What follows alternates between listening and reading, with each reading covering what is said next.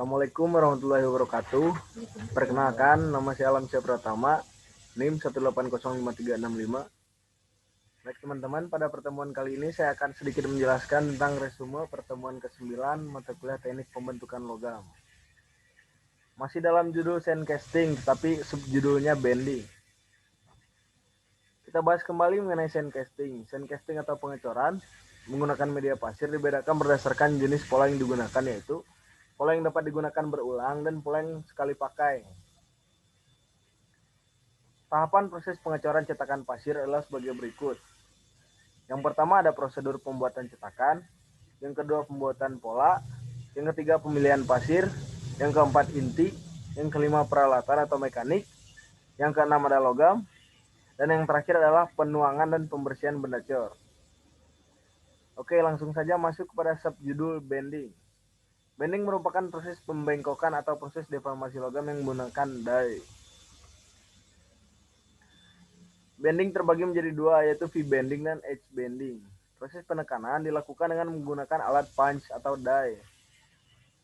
Dua metode pembengkokan yang umum adalah V-bending yang dilakukan dengan V-die dan H-bending atau pembengkokan tepi dilakukan dengan wiping die. Dalam V-bending, lembaran logam ditekuk di antara punch berbentuk V dan die.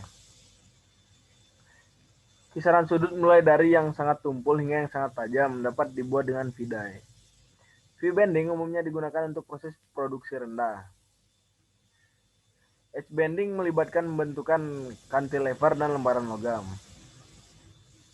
Pressure yang digunakan pada penerapan gaya FH guna menahan pangkal benda kerja terhadap die, sementara punch menekan tepi benda kerja dan melakukannya sepanjang tepi die. H-bending terbatas pada tekukan 90 derajat atau kurang. Wiping die lebih rumit, dapat dirancang untuk sudut tekuk yang lebih besar dari 90 derajat. Pressure pad serta wiping die dinilai lebih rumit dan mahal daripada V-die. Umumnya digunakan untuk proses pengerjaan produksi tinggi. Lalu ada aplikasi proses bending. Bending adalah salah satu proses pembentukan yang paling umum. Proses ini biasanya digunakan untuk membentuk bodi mobil, toolbox, penyepit kertas, atau lemari arsip. Secara mekanik, bending dapat memberikan kekakuan pada benda kerja dengan meningkatkan momen inersianya. Perhatikan bed, lensa, dan sambungan dapat meningkatkan kekuatan struktur pada benda tanpa menambah berat struktur tersebut.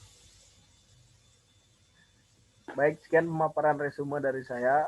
Mohon maaf apabila terdapat banyak kekurangan. Wabillahi taufiq wal hidayah. Assalamualaikum warahmatullahi wabarakatuh.